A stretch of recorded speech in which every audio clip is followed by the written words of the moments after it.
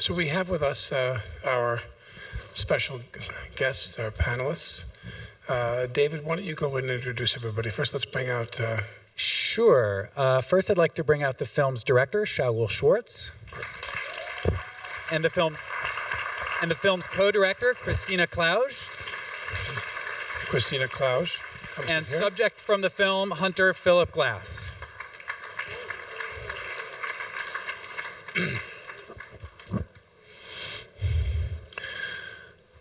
Well, I think I want to start by asking, I have many questions, but I want to start by asking Shaul how the genesis of this film and how this came about and what your own relationship was to animals, conservation, hunting, and so forth. Why don't we start there, and I've got a couple of follow-ups after that. How did this whole thing get started? So like a lot of good things, this started in our kitchen. Me and Christina are co-filmmakers and also a couple, and I grew up in Israel. I did not know anything about hunting, and I sat in our kitchen and was just looking at pictures online, and I saw a picture of a guy posing with an elephant, and I was angry and I was disgusted and I didn't know it was legal. And I told that to Christina, who grew up in northern Minnesota and was way more familiar with hunting and big game hunting, and she kind of questioned me and said, well, you didn't know about this, what do you think? And we decided that was an interesting place to start. We ended up going to Las Vegas to Safari Club to see the industry, and I think even Christina, you were shocked to see that it's such a big industry. And as time went by, I started doubting my beliefs and tried to, I guess... In what way? I guess in the way that I had a heart and mind battle. My heart thought it was terrible, and my mind said, well, what if parts of this work? How should I listen? How should I think about it? And then we met John Hume, and that's when it really kicked in, because What kicked in? This idea that maybe putting commercial value on an animal can help conserve. I was so against it that I would not think that there's a chance in hell. And we were introduced to John as, go meet that monster. And whether you agree with John or not, I didn't think I met a monster. I thought I met someone who genuinely believes in what he does. And he put a different spin of an idea on that specific species of putting value.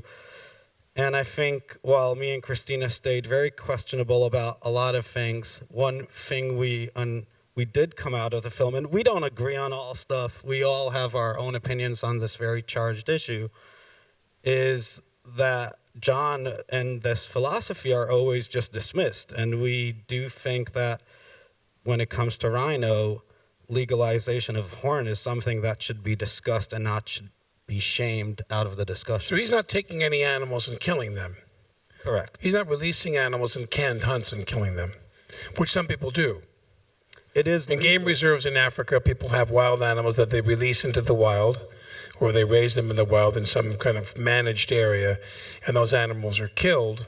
Correct. And the money that they profit from that, they use for conservation and breeding. Correct. And they kill the animals to raise the money to breed more animals. They kill some quotient of them. But in Hume's case, he wants to cultivate the horn from them. He does not provide rhinos for killing. John basically says, why kill a rhino? You can harvest it 10 times in its life and let it die of old age. Does anybody recall what was the size of Hume's property? How much property did he have? 70,000 acres. 70,000 acres. Okay, so that's huge. Right. So, and when he wasn't able to market horn in South Africa, he could sell it outside of South Africa during the time of the ban. Yes, during the time of the ban, he could sell it in South Africa. Before the ban, then the ban kicks in, he can't sell it at all. He couldn't sell it at all? Yeah, so during the whole time we filmed until the court recently, until the court case that he won, He was basically harvesting this horn, putting it in stockpiles, not being able to sell it. So anywhere in the world. No, absolutely. And how was he paying his bills? Do you have any knowledge about that? He lost about $60 million to the project. Right. And his source of wealth was what? It was mainly his real estate, Yeah. his short-term sale. Okay. And then what happens to you while you're making the film? You begin to see that. Do you want to go ahead and answer that question? What happens once you start making the film? In terms of how you changed your mind about what Hume is doing, or do you even agree, even to take it a step further, that culling animals in canned hunts is reasonable in your mind if it's going to lead to breeding and maintenance of the species? I think That's for your wife. Okay. Okay, so repeat it again. What's the question? But do you feel that did you grow to where you were supportive of what Hume is doing? Of Hume, yes, Right. absolutely. And where you think that animals are being killed in canned hunts to cull some portion of that herd to raise money for breeding to maintain the species, do you think that that's acceptable? I think it's complicated. Right. I think it's complicated in the sense that certain species, for example, in certain areas, aren't necessarily looked at as canned hunts. There's a lot of areas in South Africa that are large game ranches, as we have in other places. Right. And those And animals, some rather small ones too. there are. And so that's where it gets much more complicated. Yeah. You know, that's where it gets a little bit on the edge. But as it goes back to Hume, it's a whole different story. That Right. he advocates for the fact that you don't have to kill the animal in order to supply the product that people want. And so canned hunting is another issue. I mean, to kill lions as captive red lions, I'm pretty much on the fence about that. To kill other animals I'm pretty against it on game ranches. on that specific thing. So Right. there we go. We start to disagree. Go ahead. Yeah. Listen, I think what's dangerous. How did you guys meet? We were We- introduced by At an an airport. Was he a fan of your films? I'm kidding. I'm just saying, how did you meet? We met in the airport in Namibia, actually. We were introduced by an outfitter who said you should meet Philip. He is a breeder, which was of interest to us, and he will speak his mind and says what he believes. And I think our chemistry as a character and directors was very much over that. An honesty to let Philip speak his mind while being fair to him and agree on some stuff and disagree on other, but keep it. We understood that it's too often that journalists in our world today are just one-sided, that they don't really listen anymore. We were here to listen. Mm-hmm. And I think it's important. I think it's a quality that, in general, we should listen to each other more, and I think we tried to exercise it. Yeah. Now, Philip, of course, it goes without saying that we're in a community here that I would not consider a evolutionary denying community. I understand. Not a lot of evolution deniers here in this room right now, I would imagine. Having said that, also I'm thrilled that your name is actually Philip Glass, one of the seminal iconoclasts of music here and beloved in the New York area. I think the only greater irony would be if your name was John Muir. But describe to me, if you would, because obviously people know where I come out on the issue of animals and hunting and so forth. But with that in mind, I just want to say that we all talk about in the animal rights community. People talk about you don't need to have these skins anymore because we have synthetics that can be used to make clothing, and you don't need to kill the meat for most people because there's food that's available to you. I mean, but a lot of people in the animal rights world say if you're really going to kill the animal and eat it, that's one thing. If you're going to kill it and eat it, that exists in a separate category from people who just hunt animals for trophies. So what I want to say to you is, is there an experience you can think of that could substitute? That you've seen, what have you seen or what have you witnessed that could substitute to create the level of passion that is obviously exists for you when you hunt these animals that would not involve actually killing the animals? Does such a thing exist? There is an example of that, and it's called a green hunt, and it's being done with the rhino and has been done for some time. It's changed a little bit. The regulations have gotten to where it's not as good as it used to be. They at one point actually would allow you to go, like what you saw on the film here, and go dart a rhino as if you were hunting it, stalk it, dart it, take your photograph with it. Now, due to some regulations, you really can't do that. The veterinarian darts it, you get to take the gun from him and shoot a vitamin dart into the rhino, and you do get to take your picture with it, and you can score it as if it was yours. But for me, it's all about the pursuit, and I think that's what people should understand. The places I've been recently are the opposite of anything you would call canned hunting. They're very hard places. For example, The very wild places of Africa where you have struggled to get to this animal, and getting to the animal and shoot, and then finally shooting the animal is actually a very small part of the pursuit. And so that's what I would like people to know. so where you shoot an animal and you drug it, and you're photographed with the prostrate animal, and you photograph with it, and it's drugged and it's knocked out, that's been ruled illegal? No, it's illegal. It's just highly regulated. It used to be really prevalent and easy to do. Now you've got to have a reason for darting that rhino, like you needed to move it or medicate it. You can't, even though you own the rhino, you can't just say, okay, 10 guys can come dart the same rhino this month. Right. You have to have a reason. So they put a lot of regulations on it, so which bothers me, because if you own the rhino and you want to dart the rhino, let people take their picture with it. As long as it's healthy and the veterinarians say it's okay, you should do it. But it's very tightly regulated, but it's called a green hunt. Is that as satisfying as killing the animal? No turning back now, Not Philip. for me. For some people it would be. Right. But if it was like For some people, it's not. yeah, for some people it's not. I mean, and describe why. Well, first of all, if it was the previous system where you truly stalked the animal and you truly shot it, that would be somewhat attractive to me. But now to go with the veterinarian and the team and let them dart it, and you come and shoot it with the vitamin dart and say, well, I was part of this, and take a So picture. the veterinarian has to drug the Veterinarian, you're That's not, the- You don't get- you then you can't don't shoot have it to do because it's a narcotic and you're not allowed to touch the gun.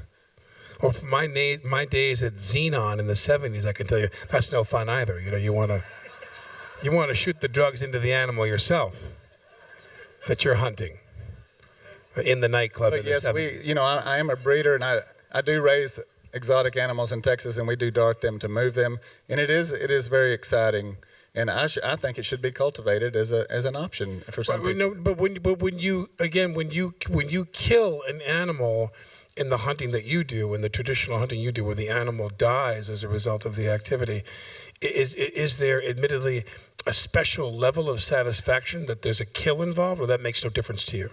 No, that is the end result, and that is the point, and that is part of the end of the chase. And that Right. is what you saw on the screen. That is also where the emotion comes into play. Right. And where, we love these animals. We don't hate these animals. We love these animals. And there is remorse afterwards. Even if it's a small antelope or a big antelope or a lion, there's remorse involved. It is an emotional rush from one end to the other, and that's how it is. No, we're not gonna. We're gonna have questions afterward, and by that I do mean questions, not statements and anthems and soliloquies and so forth. We're gonna have questions when we get done. But just one last question along those lines. I mean, you do talk very pointedly about man having dominion over the animals and so forth, and I was wondering, but also man has dominion over other men. And I'm wondering if you ever can conceive of a program where we pay you, or you can achieve some satisfaction by killing the poachers themselves. Would you ever consider hunting the poachers and shooting the poachers and murdering the poachers and I posing don't. over their dead bodies? Would you have an equal amount of joy from killing the poachers? No, that is murder. Unless you're an officer of the law, that would be murder. Okay. Poachers, That's where I don't equate people and animals. Right. People and animals are vastly different. it sounds easy what you said, but it's far from the truth. Meaning Because what? Meaning that at the end of the day, if you're in Africa, as weird as it sounds, I understand the poacher. Right. There's always going to be someone, it's a little bit like the first movie I did about the drug war, that will take a situation like that where money is something is worth so little here and so much here, and for a local African in Zim or Namibia or wherever it is, that one act can build a house. And so if we really want to conserve and not, because it's a slogan to a sense, let's kill the poachers. Well, poachers are regular Africans. And we got to give them an economic incentive not to do it. Right. Because if not, we're going to play cat and mouse and we will lose. Right. So it's not as simple. Yeah, no, I don't think they are committing a crime though because they're killing his property. Absolutely. I It's think his everybody here will agree to that. Yeah, he's killing it. It's easy to In say, this let's special just kill program, when he talks about the female who can give 12 or 13 calves during their lifetime, that's a huge loss for him. Absolutely. Yeah, I mean, I want to be very clear that they are committing a crime, the poachers. It's not like they're picking an apple off of his tree. No, but to think that they won't commit a crime because of how we see things in the West, we can't fix Africa in a Western state of mind. No, we have to but understand them. I'm asking people like Hume to teach us. I'm not suggesting I'm we with you on impose some Western mentality on what's going on over there. I'm asking that we learn from Hume, and I mean, I'm seeing this through Hume's eyes. Hume was disgusted by what they did to his animals. Absolutely. John believes we should give the poaching community rhinos and teach them to dehorn, and the only way that will work is by Let them legalizing. raise and breed their own rhino. Why would a poacher kill a rhino if he can harvest it 10 Right. times? It just doesn't. They won't do it. And Are there any efforts being made to do that? Well, no, because till Teach now that it wasn't indigenous community? legal, and most people think it's horrible. And I could take a guess that this crowd walking into this movie, if I would have asked all of you, do you think we should legalize rhino horn and shave their horns off? I'm going to take a guess. Is there anybody that thought that here? Does anybody now think that legalizing of horn should be talked about? Is there anybody who was convinced? Thank you. Can I just ask a question about Hume's model, and how would something like that apply to an animal that doesn't have a feature that a lion, for instance, you can't shave a lion. It won't. It won't. So it would only work with an It animal. really that is has tusks unique or- to the rhino in that method. And What about elephants or? It's the same. I mean, elephants, there's no way that you can farm them. They need huge tracts of land. They need huge areas. A lot of range, yeah, and lions as well. Yeah, but in an elephant, for example, you cannot cut the tusk. It will not grow back. The product that people want is not sustainable, whereas a rhino is very unique in that sense. Do you keep in touch with Hume? absolutely. And what's going on with him now? You said he had a stockpile of $60 million worth of rhino horn. Has he been selling that on the market? So he's planning an auction, which is set for 21st to 24th of August, and the same part of bureaucrat in the government that he won in court needs to sign the permit for him to actually make the auction, and they've been driving him nuts, and it's not clear if they signed, but me and Christina are supposed to go film the first rhino horn You're auction. going to do kind of a sequel to the movie? Just a short follow-up, and his wish is to sell enough money to raise money basically for a $2 million radar, which he believes will give complete security to his rhinos. Right. How would that work? It's just a military-powered radar that will, any traction of humans into the area will be detected, and then that will be of great help to protect the rhinos. What in the world of hunting is something that you are opposed to that you see? I mean, what are some, you talk about, you don't want bureaucrats to tell you what to do and tell you what you can kill and bring into the country, but is there some regulation that you are in favor of? What are things that you see that are happening in that activity that you're opposed to, that you would like to see some kind of regulation? In general, we've got lots of regulations when it comes to hunting. Certainly in our country, we have lots of regulations, laws, game officers in Texas. But the point is, the economics of hunting in Texas is so powerful that all of the laws and all the officers are absolutely of no value.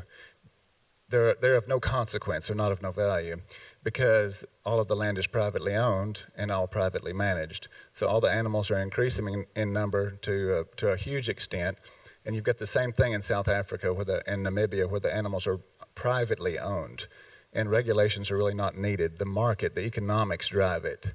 The regulations are needed in some of the more third world countries that are really experiencing problems. But their problems are not related to hunting. Their problems are related to human encroachment and poaching. Sport hunting does absolutely nothing to the population of animals in Africa. except increase them. It is poaching and human encroachment. Everywhere I've been lately, there's people and cattle, because I've been hunting dangerous game in really hard areas, and the people have just taken over. The last hunt I was on last month, the cows all have bells around their neck. 24/7 you hear cowbells. There's people. That's the problem, not the sport hunting. It's not a problem. Now, for the two directors of the film, and then David, if you have a question, then we'll open up for questions from the audience. As you know, when I was growing up, the excitement of and the novelty of viewing wild Africa in either motion pictures or on TV was more of a rarity. You know, the movie Out of Africa, which came out, I believe, in 1983 or something like that, or 80, whatever the time was, 85, I don't remember.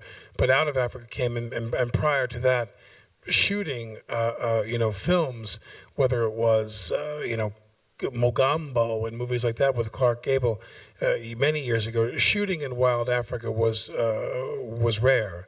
And so when Out of Africa came, the view of the African landscape was still kind of exciting. Now we have a camera trained on wild Africa 24 hours a day, streaming 24 hours, thousands of cameras on TV shows on Discovery and Nat Geo and Animal Planet, all these things. I think the only thing with more cameras on it than Africa is Times Square. And I'm wondering, who do you rely on for information? What I'm driving at is, who do you rely on for information about what's really going on there? What are the facts about what's happening? Because in this country, you hear a lot of conflicting things about what's real. There's all the animals are going to die any day now. Any day now, this species will be gone. Any day now. I mean, you hear very dire assessments, and then you hear much more kind of hopeful assessments. Who do you rely on for information as to what exactly is going on the African continent in terms of wildlife conservation? It could be an institution. Well, one thing, you need to go there. Right. You can go there and put your feet on the ground. I did go there, I was in South Africa, in Natal. See what's going on. Months, yeah. It's challenging to count animals. That's the honest truth. If anybody tells you it's simple and they know the exact number, they're lying. So it's complex. Organizations like WWF and have done good counts. In terms of the elephant, there has been a very substantial program called the Elephant Census, which really did count. And Elephant Census. Census, sorry, my immigrant English stepped in there. And that's the numbers we quoted there. It's very hard to keep track. What you do rely on is people that are daily there, like Philip said. So, if whether it's from the hunting side or from the tourist side or from animal rights organization, when you see counts on the ground, you start adding them up. So, when it comes to rhino, there are anywhere between 15 to 25,000. And if anybody tells you that they know exactly how much, I don't believe them. But no matter how you process that data, repeat that again. 15,000 to 25,000 rhinos left in Africa. If you think that over 1,000 get poached every year, you do the math. That is scary. That means they're very close. Right. And I don't think anybody disagrees with that on the rhinos. The elephants, there's about 350,000 left, but we're losing them at a rate of 30,000 a year easily, and that's the lower estimate. This is how many? 350? 350,000. Which government of which country, to the extent that you can say, which government of which country or countries is getting it right in terms of their management of wildlife conservation, and which ones are the real villains in terms of that, where they do nothing or have a negative impact? Can you say? It's hard. It's Kenya banned hunting, and they thought that was the right thing, but their numbers have drifted down. South Africa, a lot of people are disgusted with this idea of private to private, which we've shown in the film, but the numbers have gone up. Is it right? I've come to think it's more right. 2 years ago, I would have hated it because it makes us need to understand a reality that's not so fun to digest. So, there are countries, I think Namibia is a success story. Namibia is probably the best right now overall. How do you qualify that? How so? Because the numbers are going up, they're allowing hunting, but they're keeping the quotas tight, and you're seeing these numbers go up. But Namibia has very little people. When you don't have a lot of people, that means nature has a lot of space, and then it's very easy to manage. When you have a ton of people, which is a huge problem. The argument for my poacher killing program right there, I'm telling you. I mean, that's less poachers, less people. Let's All go. right? David? Yeah, in rewatching this film, I'm so struck by the opening 8 minutes or so, and the way that you opened it, both with Philip and his son out hunting, just sort of dropped right into it, and then watching them dart the rhino and cut off the horn.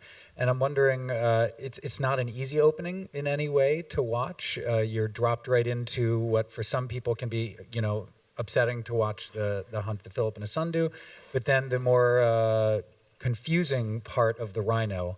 So I'm wondering if you always sort of had planned on that opening, or did you think about contextualizing it so that you kind of knew what you were going to see? Because I think a lot of people, when you first see that, myself included, and I saw this film in January for the first time, you first see it, and it's very visceral and very upsetting.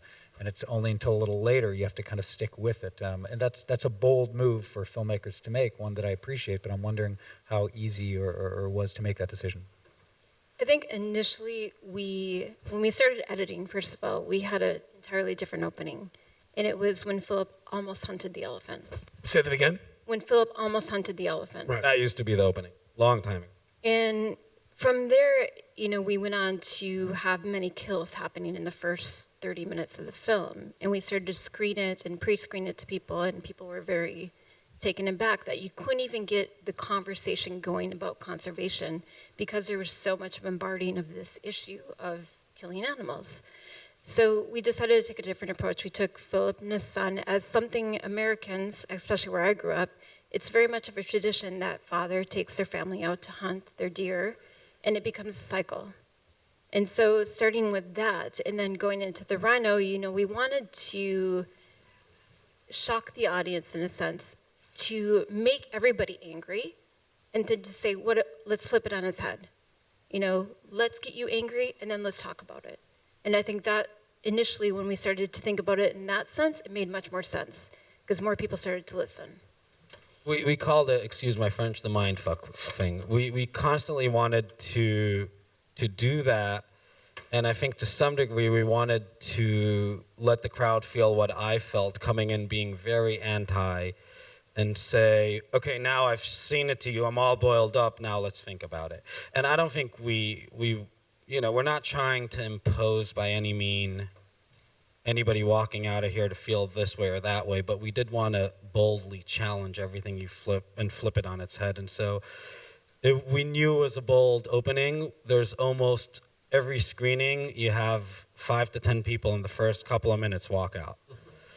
And so, it's a price you pay, but I think we did make the right choice in that.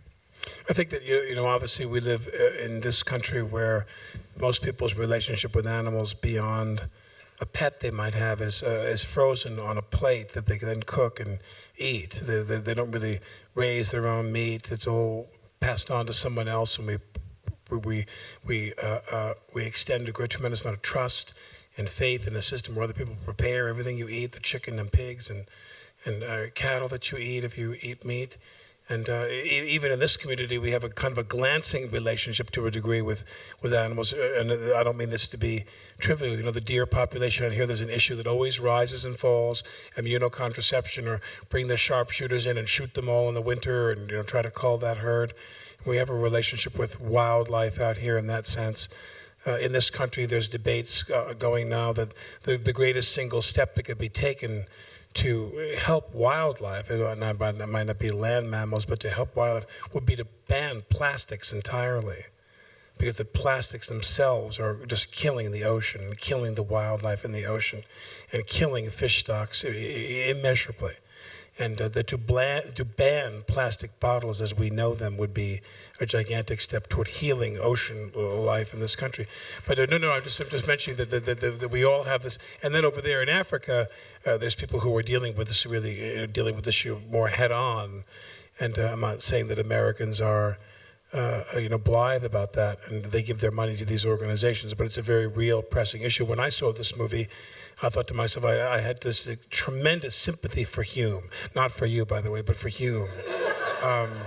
But Could have guessed that. But the beauty is that you're both on the stage talking. Oh, yeah, and that of course, was of course. something really important Oh for us. my God, this is East Hampton. Come on, we're here to relax. Summer in East Hampton, we're here to relax and enjoy ourselves and talk about It's brave of slaughtering both of you. animals.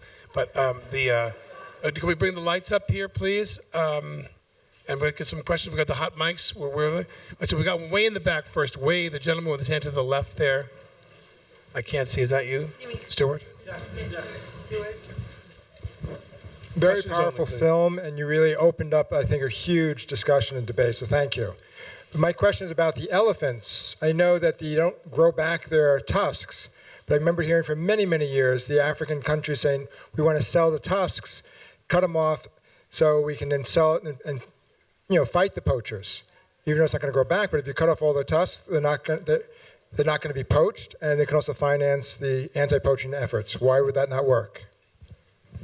So it's very painful for the elephants. Unlike rhinos, there's a nerve in the tusk, and it's brutal. Some will die. It won't grow back. It is, simply put, a pretty evil procedure that won't work. The other thing about elephants, unlike rhino, elephant is basically the bulldozer of nature. No farmer could really, like we try to show in this movie, if you want people to farm animals, you got to give them an economic reason. It just doesn't work with elephant. It takes about 80 years to grow it, and it just destroys everything around. Well, and they do sell the tusks that are legally taken, like the one that I hunted in this film. That was an own-use elephant. That community owns those tusks. Now, when and if they're able to sell them legally, we don't know. From time to time, the moratoriums are lifted, and those communities can benefit from those own-use elephants, the meat elephants that they're allowed to take. Remember the 7 a year it mentioned in the film. And so those tusks are kept in storage, and those people need the money for those. And so it's a similar issue. And the more questions we have over here? There's somebody? Will this lady right here, way on the end over here?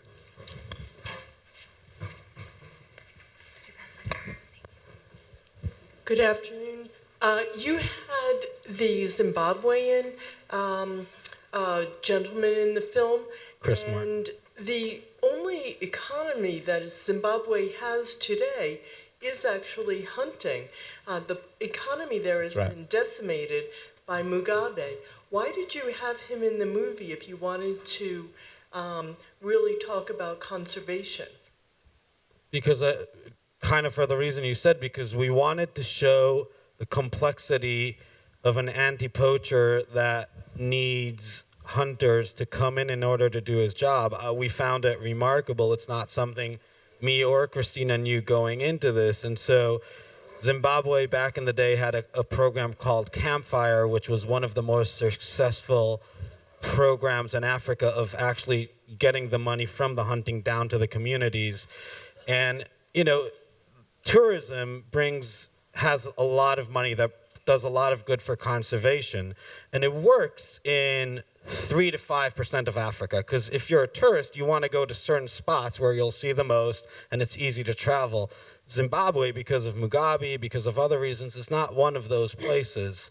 People like Philip, think he's crazy or not, will go there. And so to us, the idea of showing someone like Chris, who people could get behind, most of us get behind anti-poachers who want to save elephants, that are willing to live with an existence of running a camp off hunters, was the exact complexity we wanted to show in the film.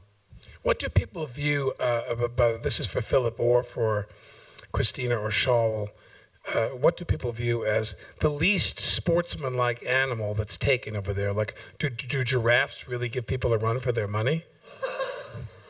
No, I'm being totally. When you shoot a giraffe, you see people there with giraffes. The least they've sporting shot. thing is probably what you saw on the screen with the crocodile, where that was a true canned put and take hunt. Right.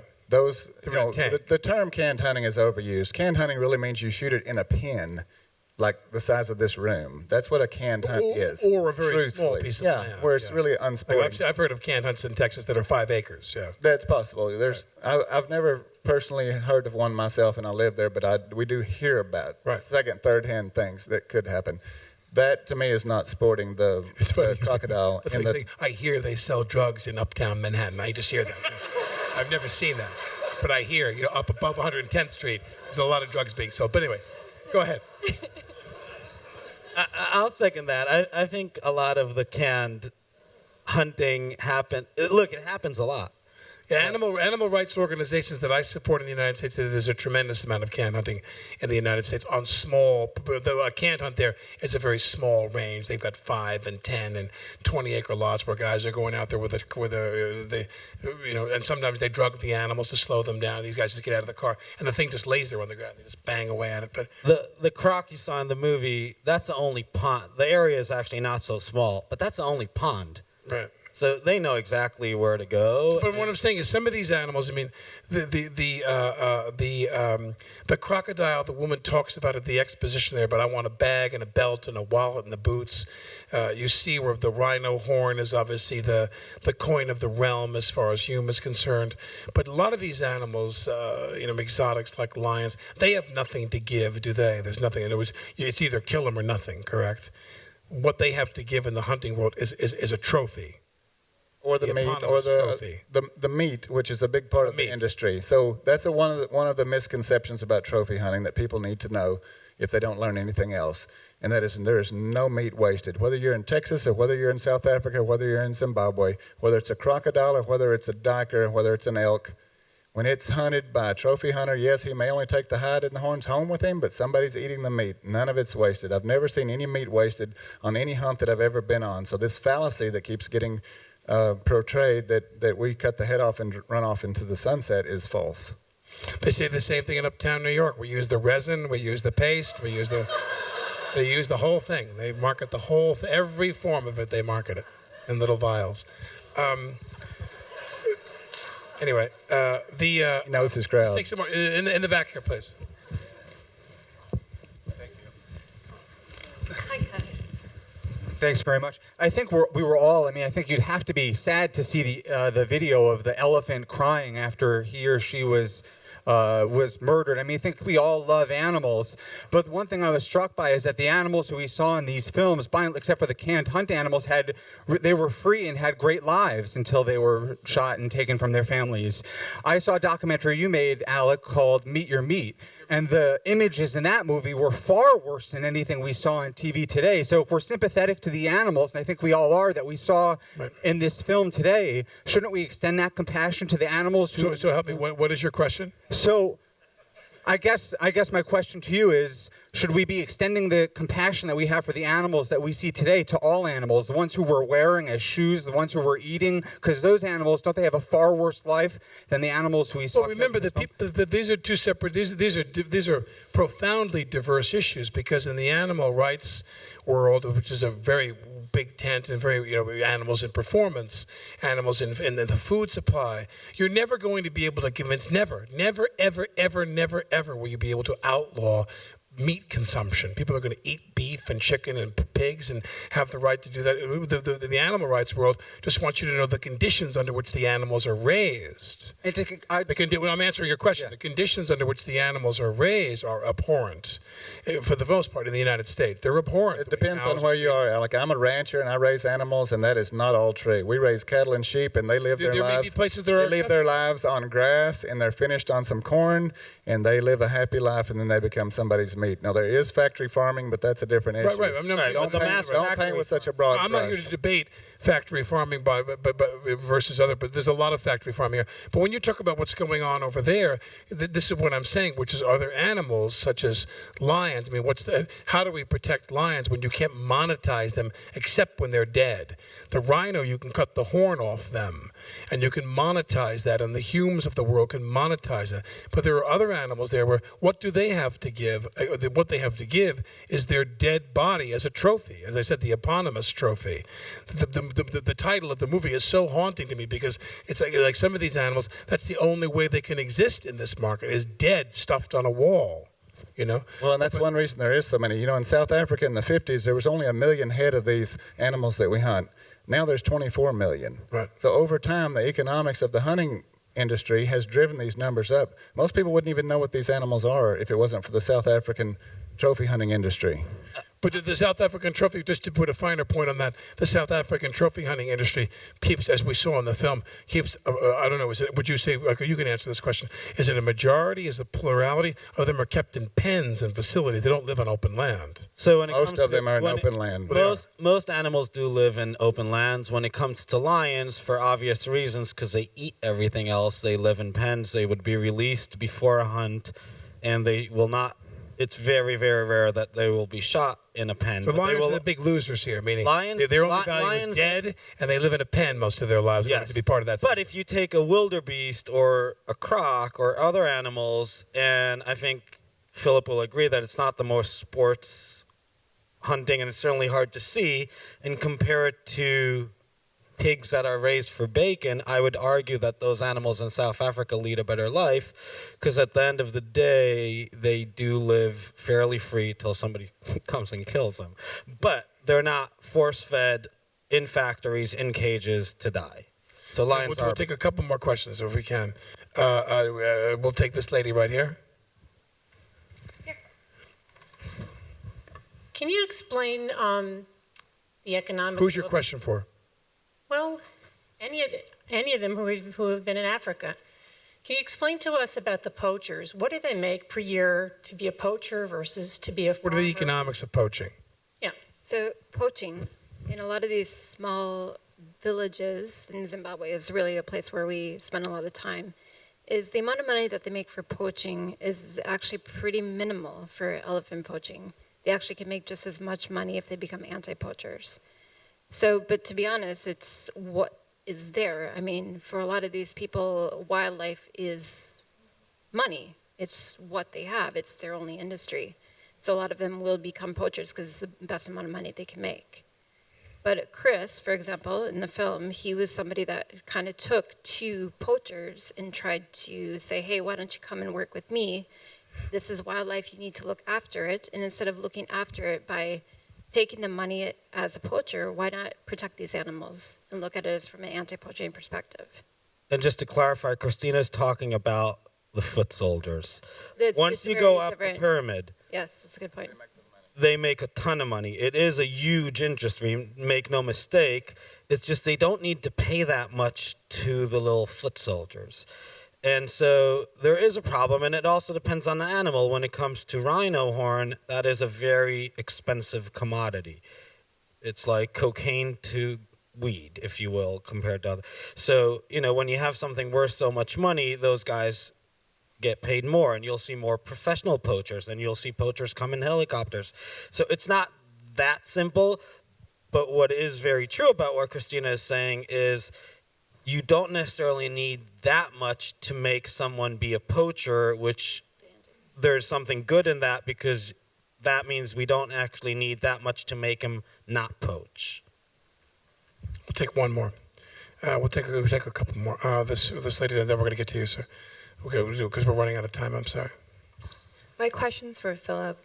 If rhinos are close to extinction, there's one rhino left. Are you going to kill it? No, ma'am. Nothing that we hunt as conservation hunters has a population that's declining. Everything that we hunt as conservation hunters, the population is either stable or improving. For instance, the lion in Zimbabwe, their lion population is actually on the rise. They're actually being managed pretty well. So none of us would ever want to do something that would hurt a population of animals, ever, nor do we. And just lastly, why did you cry after that lion died? It was an incredibly emotional experience. It was a very long journey to get to the point in my life where I could go do a lion hunt. This was a very wild area of Africa. You saw the goats that were killed and the cows that were killed by the lions.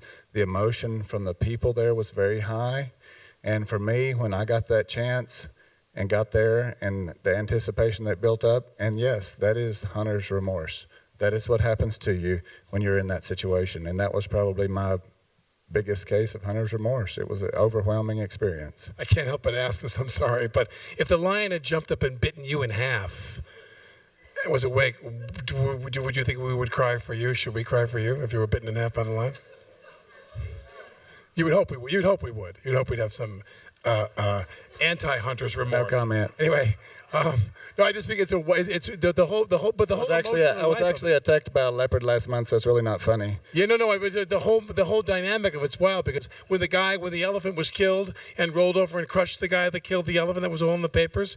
I mean, you read online that all these people were cheering that the elephant. I'm saying. I wouldn't want to see somebody hurt. Very sad state of human affairs when people do that. That cheer for a person to be killed over an animal. It's a very sad state of affairs. But there are people. Obviously, they put animals on the same footing with that. With animals are not the same as people.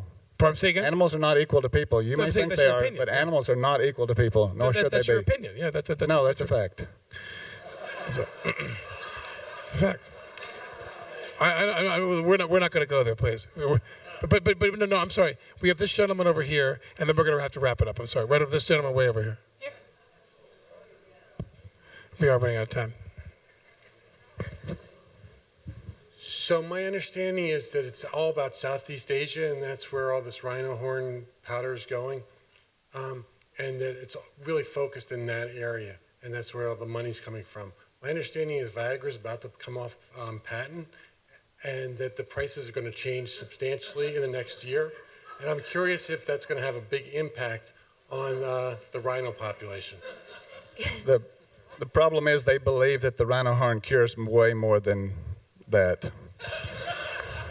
You know, a lot of the rhino horn is not just necessarily used for medicinal purposes either. It's very much a status symbol. So if you have a whole horn, it's not the powder necessarily that is what's really the cost of the commodity. It's also the horn as an object.